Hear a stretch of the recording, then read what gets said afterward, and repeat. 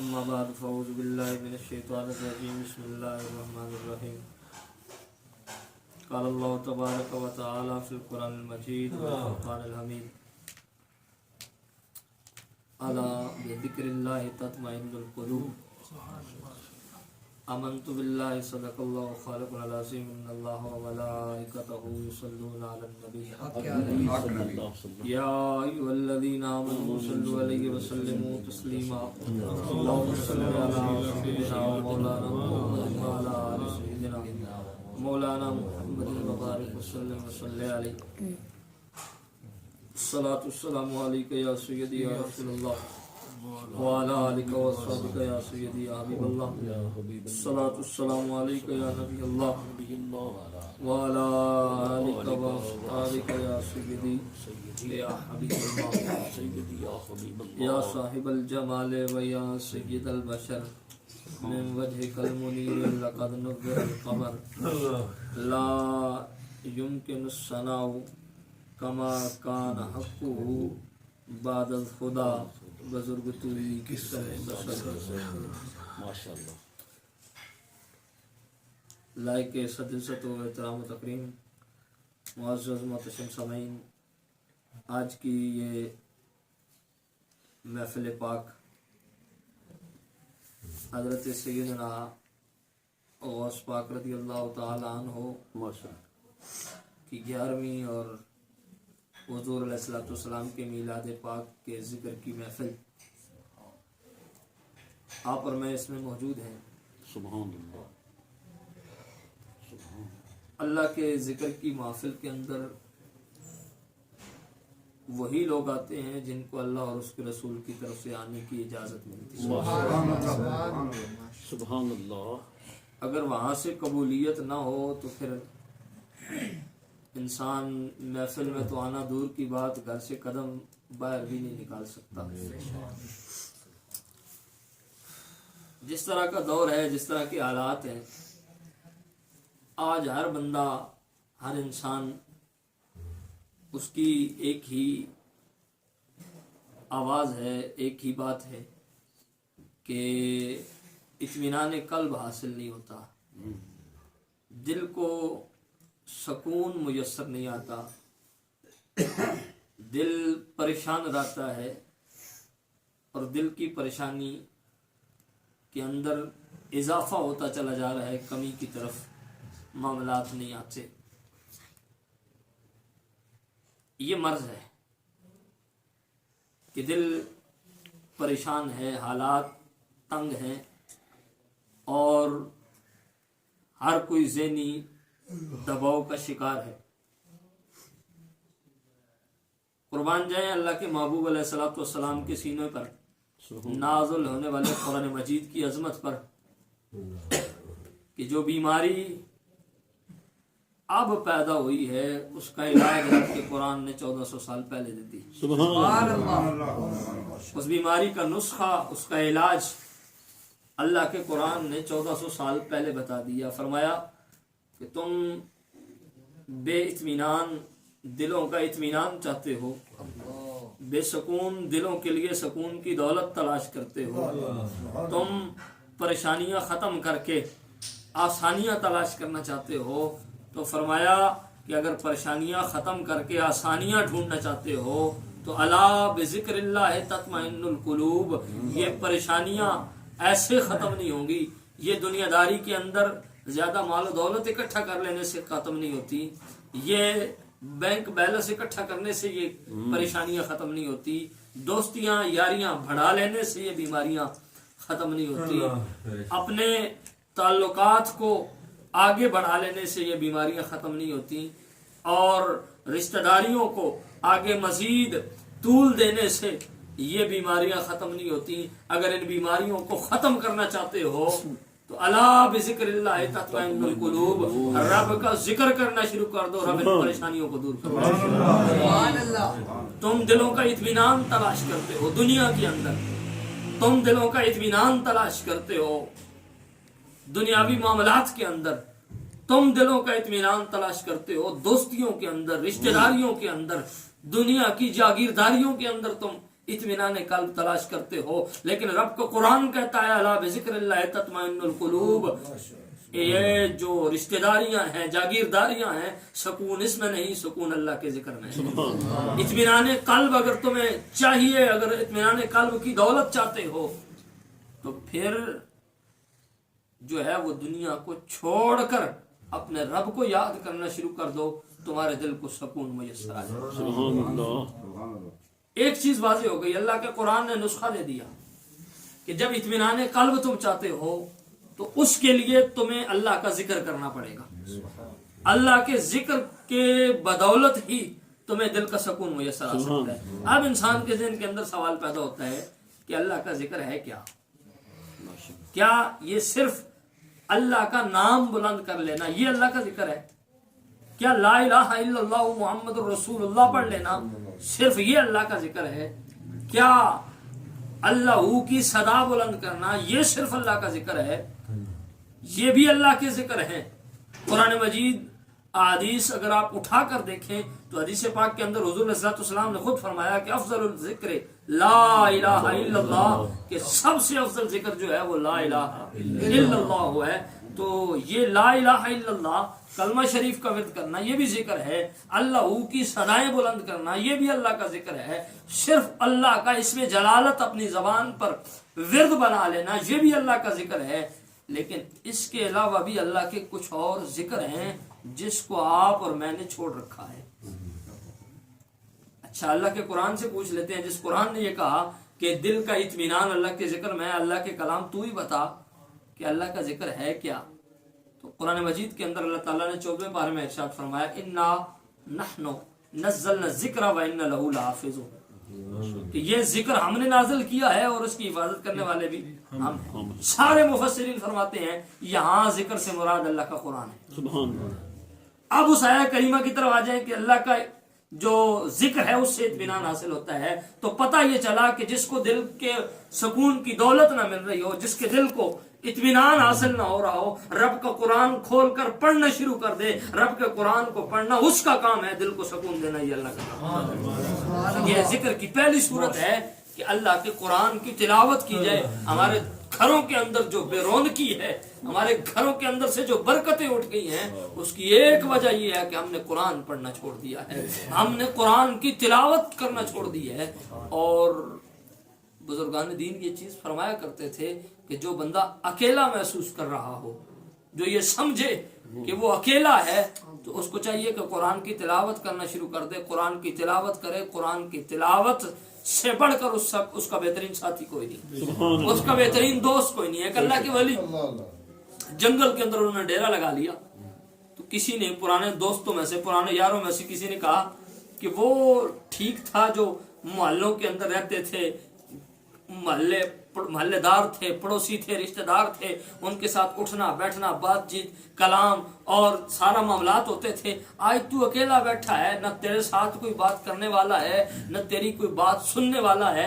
यहाँ अकेला बैठना ठीक था या वहां पर मोहल्लेदारों के साथ रहना ठीक था? तो वो अल्लाह के वली चूंकि साहिब नजर थे और वो अल्लाह का जिक्र करने वाले थे, उन्होंने कहा तुझे किसने कहा कि मैं अकेला हूँ? तुझे किसने कहा कि मेरे साथ बात करने वाला कोई नहीं, मेरी बात सुनने वाला कोई नहीं, या मुझसे बातें कोई नहीं करता? उन्होंने कहा तेरे साथ कौन बातें करता है, तू किसके साथ बातें करता है? उसने कहा जब मेरा दिल चाहता है कि मैं अपने रब से बातें करूं, मैं नमाज की नीयत करके सजदे में चला जाता हूं। सजदे में जाना मेरा काम है, मेरे रब का बातें करना मुझसे नहीं। सुभान अल्लाह। मेरा रब मुझसे बातें करता है। और फरमाया कि जब मेरा दिल चाहे कि वो मुझसे बातें करे, वो मुझसे बातें करे, तो मैं कुरान की तिलावत करना शुरू कर देता हूँ। जब कुरान की तिलावत करता हूँ तो मुझे यूं लगता है कि मेरा रब मुझसे बातें कर रहा है। दोस्तान मोहतरम, हम कभी कुरान खोलें तो सही, हम कभी कुरान फरमाया पहली चीज ये है कि अला बिज़िक्रिल्लाह तत्मइन्नुल कुलूब, कि तुम्हारे दिलों का इत्मीनान कुरान के साथ है, क्योंकि कुरान भी अल्लाह का जिक्र है और अल्लाह का जिक्र जो है वो इत्मीनान कल्ब का बायस है। तो फरमाया कि कुरान की तिलावत करो, ये कुरान की तिलावत तुम्हारे लिए बेहतरीन सुकून का बायस है।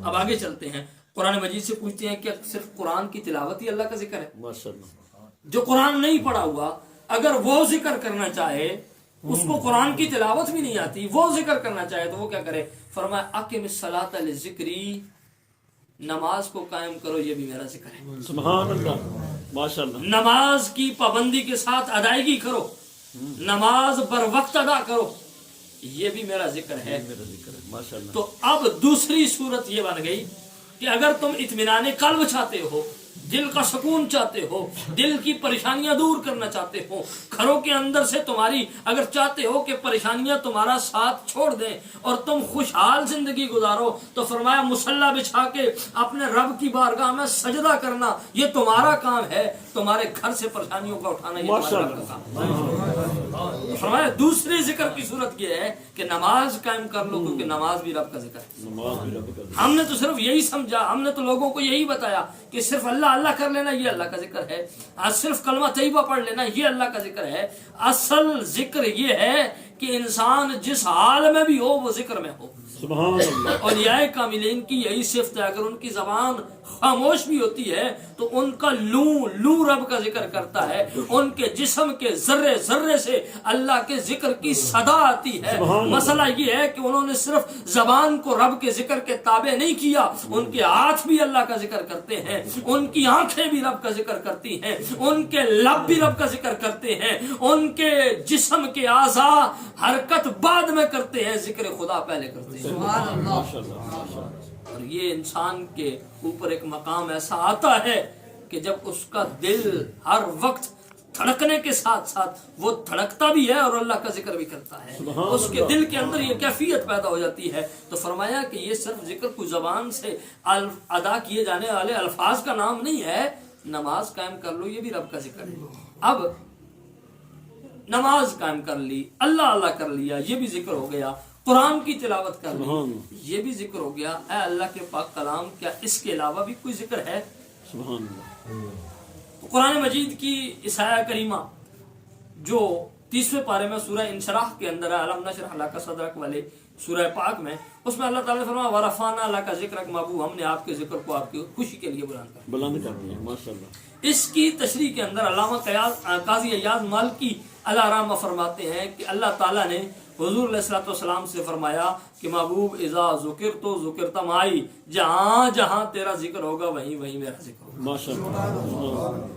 لیکن اس سے اگلی بات جو بڑی خوبصورت بات ہے وہ یہ کہ فرمایا یہاں تک رب نے بات یہ نہیں ختم کی کہ جہاں میرا ذکر ہوگا وہاں تیرا ذکر ہوگا، یہ ہے کلمے میں جہاں رب کا ذکر ہے وہاں مصطفیٰ کا ذکر ہے، اذان کے اندر جہاں رب کا ذکر ہے وہاں حضور کا ذکر ہے۔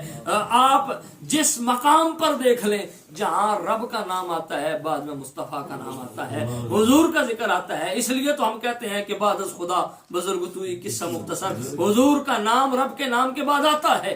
لیکن فرمایا محبوب ہم اس سے بھی اگلی بات کرنے لگے ہیں کہ جعل تو ذکر کا ذکری، ہم نے تیرے ذکر کو اپنا ذکر بنا لیا ہے، سبحان اللہ۔ ہم نے تیرے ذکر کو، وہ الگ بات ہے کہ کوئی پہلے میرا ذکر کرے پھر تیرا ذکر کرے، یہ بھی ٹھیک ہے کہ میرے ذکر کے بعد تیرا ذکر ہوگا۔ فرمایا اب اس سے بھی اگلی بات کرتے ہیں، ہم نے تیرے ذکر کو اپنا ذکر اور اپنے ذکر کو تیرا ذکر بنا لیا۔ کوئی زندگی بھر رب رب کرتا رہے، اس نے رب رب بھی کیا ہے، محمد محمد بھی کیا ہے، اور اگر کوئی زندگی بھر یا محمد محمد کی صدائیں بلند کرتا رہا، اس نے یا محمد محمد بھی کیا ہے، اس نے رب کا ذکر بھی کیا ہے۔ کیونکہ جعل تو ذکر کا ذکری، کیونکہ ہم نے تیرے ذکر کو اپنا ذکر بنا لیا، ہم نے تیرا ذکر کو اپنا ذکر بنا لیا ہے۔ اور اسی لیے اس آیہ کریمہ کے تحت صوفیاء کرام فرماتے ہیں کہ جو بندہ زندگی بھر حضور کی ذات پر صرف درود پڑھتا رہا، جس نے زندگی حضور پر درود پڑھنے میں گزار دی، اور جو ساری زندگی درود پڑھ کے زندگی گزارتا رہا، اور جس کی زندگی اس حال میں گزری کہ وہ مصطفیٰ کی بارگاہ میں درود و سلام کے نذرانے پیش کرتا رہا، حضور علیہ الصلوۃ والسلام کی بارگاہ میں سلاموں اور محبت کے گجرے پیش کرتا رہا، اس کی زندگی اس حال میں گزری کہ وہ مصطفیٰ کا ذکر کرتا رہا، حضور کا ذکر کرتا رہا۔ فرمایا اس نے حضور کا ذکر بھی کیا ہے، رب کا ذکر بھی کیا، کیونکہ فرمایا جعل تو ذکر کا ذکری، ہم نے تیرے ذکر کو اپنا ذکر بنا لیا ہے۔ تو اس لیے ذکر صرف اللہ کی صدائیں بلند کرنا نہیں، زندگی بھر کوئی مصطفیٰ پہ درود پڑھتا رہا، وہ مصطفیٰ کا ذکر بھی کرتا رہا، رب کا ذکر بھی کرتا رہا۔ جو نماز پڑھنے کے لیے کھڑا ہے، اب بظاہر اللہ کا ذکر کرنا اس نے بند کر دیا ہے، لیکن اس ذکر سے دوسرے ذکر میں چلا گیا ہے۔ اب نماز چھوڑ کر قرآن کی تلاوت کی طرف گیا تو وہ نماز والا ذکر چھوڑ کر اب قرآن کی تلاوت کی طرف چلا گیا، یہ بھی رب کا ذکر ہے۔ رب نے مسلمانوں پر کتنا کرم کیا، نماز پڑھی وہ ذکر، قرآن کی تلاوت کی وہ ذکر، اگر ان سارے معاملات کو چھوڑ کر اللہ اکبر کہا وہ ذکر، الحمدللہ کہا وہ ذکر، سبحان ربی العالی کہا وہ ذکر، سبحان ربی العظیم کہا وہ ذکر، صرف سبحان اللہ کہا وہ ذکر، اور صرف اللہ کہہ دیا وہ ذکر، اور صرف محمد کہہ دیا وہ ذکر۔ اس لیے حضور علیہ السلام، اور حضور کا نام تو اتنا پیارا نام ہے، حضور کا نام تو اتنا میٹھا نام ہے کہ حضرت عبد المطلب جب حضور کا نام محمد رکھنے لگے تو لوگوں نے کہا کہ دیکھو اس بچے کا نام جو تم محمد رکھنے لگے ہو، تو عرب میں ہم نے پہلے کسی قبیلے کے اندر کسی کا نام محمد سنا نہیں ہے۔ اس نام کا لوگ نام رکھتے ہیں، جی دادے کے نام پہ رکھ دو، پردادے کے نام پہ رکھ دو، جی فلاں جو ہے وہ برادری کا بندہ اس کا یہ نام ہے، یہ نام رکھ دو، جی فلاں کا ہے وہ نام رکھ دو، جی اچھا نام ہے۔